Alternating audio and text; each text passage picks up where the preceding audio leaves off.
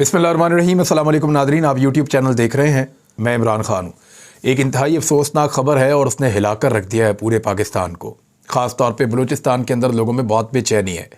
हमने इस इलाके में बहुत काम किया था। ये इलाका जो है वो बारखान का है और खेतरान कबीला यहाँ पे बड़े लंबे अरसे से सरदारी कर रहा है। और इन खेतरान हुक्मरानों के बारे में जब हम वहाँ पे गए थे तो कुछ लोग कहते थे कि इनके पास निजी जेलें भी हैं और इनके पास अपना एक निज़ाम मौजूद है। इस तरह के इल्ज़ामात सिंध के अंदर बहुत सारे ऐसे वडेरे हैं जिनके ऊपर लगता है कि उनके पास भी अपनी निजी जेलें मौजूद हैं। सरदार अरबाब गुलाम रहीम आपको याद होंगे, उनकी भी अपनी निजी जेलों का बड़ा तस्करा रहा। और बहुत सारे लोग हैं बलूचिस्तान में और सिंध में जो अपनी निजी जेलें रखते हैं और उनके अंदर लोगों को कैद कर देते हैं, गरीबों को, बेबस लोगों को और कमज़ोरों को। ये सारी चीज़ें हमें उस दौरान में पता चली जब हम वहाँ पे रिलीफ का काम कर रहे थे। और अब जो खबर आई है बड़ी अफसोसनाक है। चंद दिन पहले एक खातून की एक वीडियो आती है और वो वीडियो वायरल हो जाती है सोशल मीडिया पे। उस वीडियो में वो खातून हाथ में कुरान मजीद उठाकर बैठी हुई हैं और वो लोगों को वास्ता दे रही हैं कि हमें आज़ाद करवाया जाए, हमें आज़ाद करवाया जाए। और सरदार अब्दुर्रहमान के पास, ये सरदार अब्दुर्रहमान खेतरान इनका पूरा नाम है, इनके बारे में ये खातून क्लेम कर रही थी कि सरदार अब्दुर्रहमान के पास से हम कैद हैं। और उन्होंने इल्ज़ाम लगाया कि मेरी बेटी के साथ जो है वो जुल्म करते हैं, ज़्यादती करते हैं और मेरे बेटों को और मुझे वो कत्ल कर देंगे। इस तरह का उन्होंने इल्ज़ाम लगाया और ये मिन्नत की उन्होंने कुरान पाक हाथ में पकड़ के, और कसम खाकर उन्होंने कहा कि हम उनकी कैद में हैं तो हमें आज़ाद किया जाए। बहरहाल ये जो बयान है ये चल रहा था सोशल मीडिया पे और ये काफ़ी वायरल हुआ और मैंने ये बयान पहले देखा था। लेकिन अब इंतहाई अफसोसनाक वाक़या हुआ है कि इस खातून की और इसके दो बेटों की लाशें एक कुएं में से बरामद हो गई हैं, मसख शुदा लाशें। यानी ये एक बड़ी खौफनाक चीज़ है। बलूचिस्तान हुकूमत ने बलूचिस्तान के ज़िला बारखान में कुएं से एक ही ख़ानदान के 3 अफराद की लाशें मिलने के वाक़े के बाद जो सूबाई वज़ीर है, क्योंकि जो सरदार अब्दुर्रहमान खेतरान हैं वो सूबाई वज़ीर हैं बलूचिस्तान के, बलूचिस्तान अवामी पार्टी से उनका ताल्लुक़ है और ये बलूचिस्तान अवामी पार्टी के तर्जुमान भी हैं। और JIT अब बना दी गई है और उनको वजारत से हटा दिया गया है। वाक़या ऐसे हुआ कि ये जो लाशें मिली हैं, इससे पहले खातून की वीडियो वायरल हो रही थी, फिर इनकी लाशें मिल गई।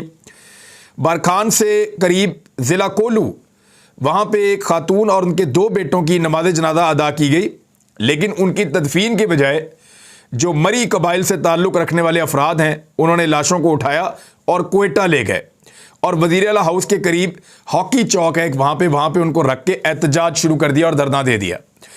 बलूचिस्तान के ज़िला बारखान में हलाक होने वाली खातून और 2 बच्चों के शौहर, उनका नाम है जी खान मोहम्मद मरी। उन्होंने BBC को ये बताया है और इल्ज़ाम आयद किया है कि उनकी बीवी और 7 बच्चे, जिनमें से 2 बेटे अभी जाँ बहक हो गए हैं और बीवी जो है वो भी अब नहीं रही और 5 बच्चे अभी बाकी हैं। उन्होंने कहा सरदार अब्दुर्रहमान खेतरान की निजी जेल में 2019 से कैद हैं, जहां उन्हें तशद्दुद का निशाना बनाया जाता रहा है। और उन्होंने कहा कि मेरे 5 बच्चे अभी भी उसी निजी जेल के अंदर कैद हैं।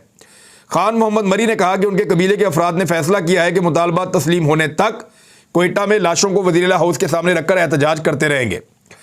बलूचिस्तान के वज़ीर बराए मवासलात अवामी पार्टी के तर्जुमान सरदार मोहम्मद खेतरान जो हैं, सरदार अब्दुर्रहमान खेतरान, उन्होंने कहा है कि ये इल्ज़ामात मेरे ऊपर गलत लगाए गए हैं, लेकिन ये जो इल्ज़ामात हैं उनके ख़ानदान के अपने लोगों ने भी लगाए हैं।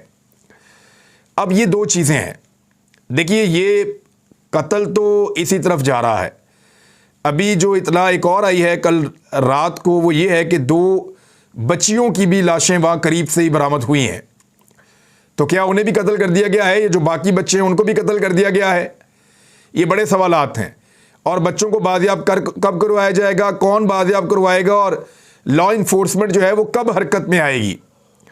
यानी इधर सियासी मामलात के अंदर हमारी फोर्सेस बहुत जल्दी जल्दी काम कर रही हैं, लेकिन ये इंसानी हकूक़ का मामला है जो पूरी दुनिया के अंदर पाकिस्तान का मजाक बनाएगा, पाकिस्तान की सुबकी का बायस बनेगा और इंतहाई अफसोसनाक वाक़या है। इसके ऊपर फौरी तौर पे पाकिस्तान के ताकतवर हलकों को एक्टिव होना चाहिए, पाकिस्तान की एजेंसियों को एक्टिव होना चाहिए, वज़ीर आज़म को खुद एक्टिव होना चाहिए, वज़ीर दाखिला को इसके ऊपर एक्टिव होना चाहिए। छोड़ दें 1-2 दिन के लिए इमरान खान का पीछा और ये वाला काम कर ले और जाकर गिरफ्तार करें उन सारे लोगों को जिन्होंने ये कत्ल किया है। कहा जाता है कि इस कबीले के अंदर ये जो खेतरान, यहाँ पे सरदारी का भी एक रोला पड़ा हुआ है, एक लड़ाई चल रही है।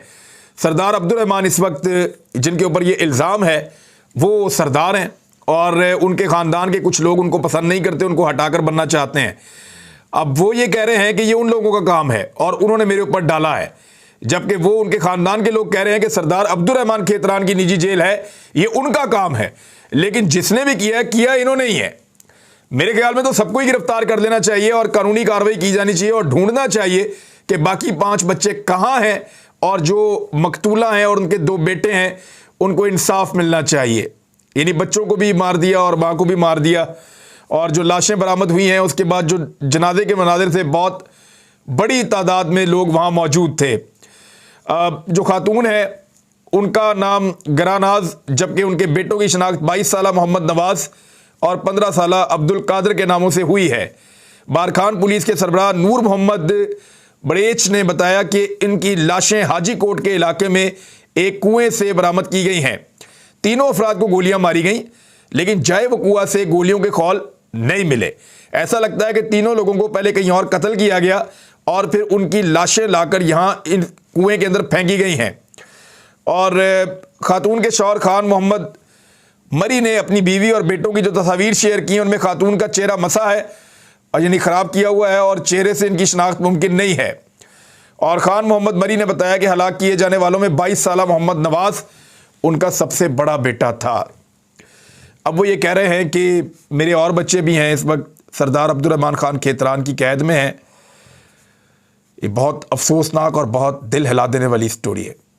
यानी ये एक ऐसा जुल्म है जिस पे रोंगटे खड़े हो जाते हैं। ज़रा दिल पे हाथ रख के सोचें, अगर हमारे आसपास कहीं पे ऐसा हो तो क्या हम सो पाएंगे या हम इसका तसव्वुर भी कर सकते हैं? मेरे ख्याल में फौरी तौर पे इस मुल्क के तमाम ताकतवर लोगों के ज़मीरों को झंझोड़ के जगाना चाहिए और ज़ालिमों के ख़िलाफ़ सबको डट जाना चाहिए और एक दफ़ा इनको निशाने इबरत बनाएं ताकि ये सारी निजी जेलें पाकिस्तान के अंदर से ख़त्म हो और इंसाफ होना चाहिए और फौरी इंसाफ होना चाहिए। वैसा नहीं होना चाहिए जैसा बलूचिस्तान में एक सरदार ने एक पुलिस वाले को गाड़ी के नीचे कुचल दिया और बाद में वीडियो होने के बावजूद बाइज्जत बरी हो गया। ऐसा नहीं होना चाहिए। तहरीक इंसाफ ने जेल भरो तहरीक का पूरा तरीकाकार तय कर लिया है और उस पर काम शुरू कर दिया है, जबकि जो सूबाई हुकूमत है उसने कुछ जगहों के ऊपर जो है वो लगा दिया है दफ़ा 144 और दफ़ा 144 की खिलाफ वर्जी पर गिरफ्तारियां हो सकती हैं। अब ज़रा इस पर आप गौर कीजिएगा कि प्लानिंग है क्या। पेशावर में प्लानिंग क्या हुई पहले आपको वो बता दूं। पहले मरले में 4 साबिक अरकान सूबाई असम्बली, 1 MNA और 100 कारकुन गिरफ्तारी देंगे और PTI के मकामी ज़राए का कहना है कि कारकुन हश्त नगरी पर दोनों जानिब से GT रोड को बंद करेंगे, जबकि BRT सर्विस बंद नहीं की जाएगी। PTI ज़राए के मुताबिक वर्कर कन्वेंशन के बाद GT रोड पर धरना दिया जाएगा, जहां अरकान असम्बली के साथ 100 कारकुनान गिरफ्तारी पेश करेंगे। ये है जी वहां का। अब आ जाए PTI सेंट्रल पंजाब का इजलास हुआ है। जेल भरो तहरीक के इंतजामात को हतमी शक्ल दी गई है। यहां पर भी डॉक्टर यास्मीन राशिद ने सदारत की थी। जेल भरो तहरीक के हवाले से तफसीली तबादला ख्याल हुआ है और जेल भरो तहरीक के हवाले से तफसीली ब्रीफिंग भी दी गई है। इजलास में हतमी शक्ल इन्होंने दे दी है। गिरफ्तारियां देने वाले सीनियर रहनुमाओं और कारकुनों के एजाज में पार्टी दफ्तर में तकरीब मुनक्कद पहले की जाएगी और डॉक्टर यास्मीन राशिद गिरफ्तारियां देने वाले रहनुमाओं और कारकुनों के हमरा चेयरिंग क्रॉस पर पहुंचेंगी। यास्मीन राशिद ने कहा कि तहरीक इंसाफ के कारकुनान की गिरफ्तारी से जेलें कम पड़ गई। तहरीक इंसाफ की जेल भरो तहरीक पर पुरअमन तहरीक है। हमने हमेशा कानून के दायरे में रहकर एहतजाज किया है। एहतजाज हमारा बुनियादी हक है। जेल भरो तहरीक में पहली गिरफ्तारी कौन देगा? बड़ा सवाल। पाकिस्तान तहरीक इंसाफ की जेल भरो तहरीक जो है उसमें जो पहली गिरफ्तारी होगी, बड़ा जोशो जज्बा है उनके कारकुनों के अंदर। और पहली गिरफ्तारी कौन देगा? हज़ारों जो कारकुन है उन्होंने रजिस्ट्रेशन करवा ली है। सिर्फ एक एक शहर के अंदर हज़ारों कारकुन आ रहे हैं और रजिस्ट्रेशन का सिलसिला अभी तक जारी है। इस हवाले से ज़राए का कहना है कि मुख्तलिफ अजला के 15,000 से ज़ायद कारकुनों ने खुद को रज़ाकाराना तौर पर रजिस्टर्ड करवा लिया है। PTI की जेल भरो तहरीक का आगाज़ 22 फरवरी को लाहौर से होगा। पहले मरहले में साबिक गवर्नर उमर सरफराज चीमा और सेनेटर वलीद इकबाल अपनी गिरफ्तारियां देंगे। साबिक सूबाई वजीर मुराद रास, मोहम्मद खान मदनी और फवाद रसूल भल्लड़ भी गिरफ्तारी देंगे। इसके अलावा पीटीआई के 200 कारकुन भी रहनुमाओं के हमरा गिरफ्तारी देंगे। इस मौके पर पीटीआई के हजारों वर्कर्स वहां मौजूद होंगे। गिरफ्तारियों के लिए पाकिस्तान तहरीक इंसाफ ने जो तरीकाकार अपनाया वो ये है कि वो दफ़ा 144 की खिलाफ वर्जी करेंगे। पाकिस्तान तहरीक इंसाफ के रहनुमाओं का कहना है कि हम दफ़ा 144 की खिलाफ वर्जी करेंगे। और आदम सवाती ने इंडिपेंडेंट उर्दू से बातचीत करते हुए बताया कि हम बुध के दिन 2 बजे चेरिंग क्रॉस माल रोड पर जमा होंगे, वहां धरना देंगे। माल रोड पर एहतजाज करने पर दफ़ा 144 की कार्रवाई होती है, लिहाजा हमें इसी दफ़ा के तहत गिरफ्तार करने का जवाब पुलिस के पास मौजूद होगा। दूसरी जानब जो हुकूमत है उसका यह कहना है कि सियासी अदम इस्तेहकाम पैदा किया जा रहा है सियासी मकासद के लिए और मुल्क के अंदर अदम इस्तेहकाम हो जाएगा। राना सनाउल्लाह साहब ने यह कहा है और अमन व अमान की सूरत हाल को यकीनी बनाया जाएगा, कानून तोड़ने वालों को गिरफ्तार किया जाएगा, अमन दुश्मनों का रिकॉर्ड इकट्ठा किया जाएगा और उनके करैक्टर सर्टिफिकेट में वाजे किया जाएगा। ये अब धमकी दे रहे हैं। लेकिन दूसरी जानिब पंजाब के अंदर जो कॉलेजेस हैं, स्कूल्स हैं, वहाँ पे तलबा को खबरदार किया है कि अगर वो इन एहतजाजों का हिस्सा बने तो फिर उनके दाखिले नहीं होंगे, यानी अगर वो इम्तिहान देना चाहते हैं तो उसमें दाखिले नहीं होंगे।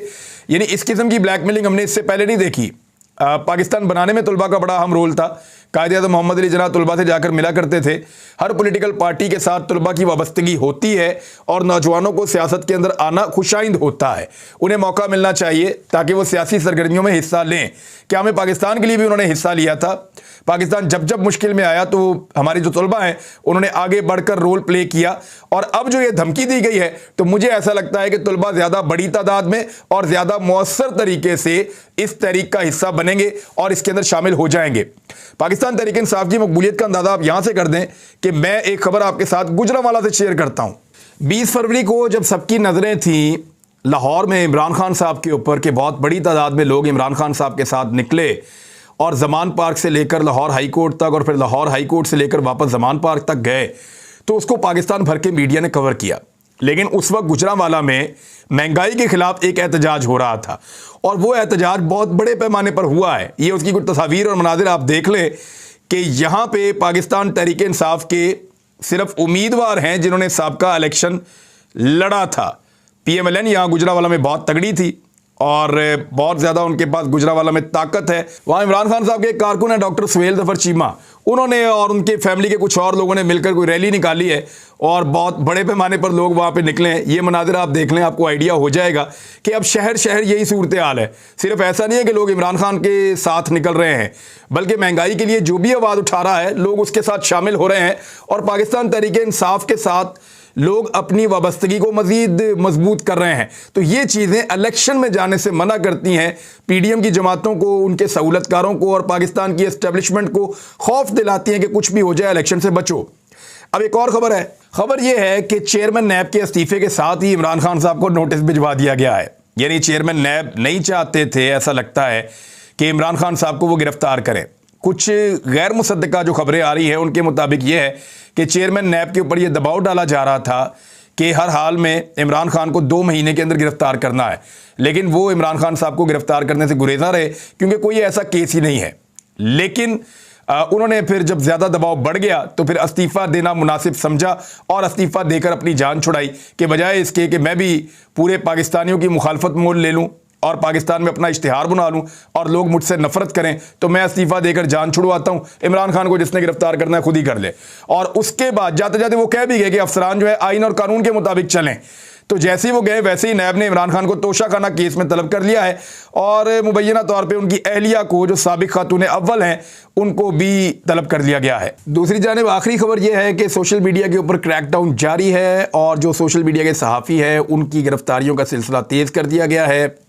और क्रैकडाउन के सिलसिले में खोजी TV चलाने वाले तलहा लबेब को गद्दारी के मुकदमे में, यानी वही एक मुकदमा है, आपको पता है कि उसके कॉपीराइट्स किसके पास हैं, तो उसमें गिरफ्तार कर लिया गया है। ये इंतहाई अफसोसनाक वाक़या है और पाकिस्तान में सहाफ़त के लिए ये स्याह तरीन दौर के तौर पे याद रखा जाएगा और हर उस आवाज़ को बंद करने की कोशिश की जाती है जो आवाज़ ताकतवर लोगों के रास्ते में रुकावट बनती है।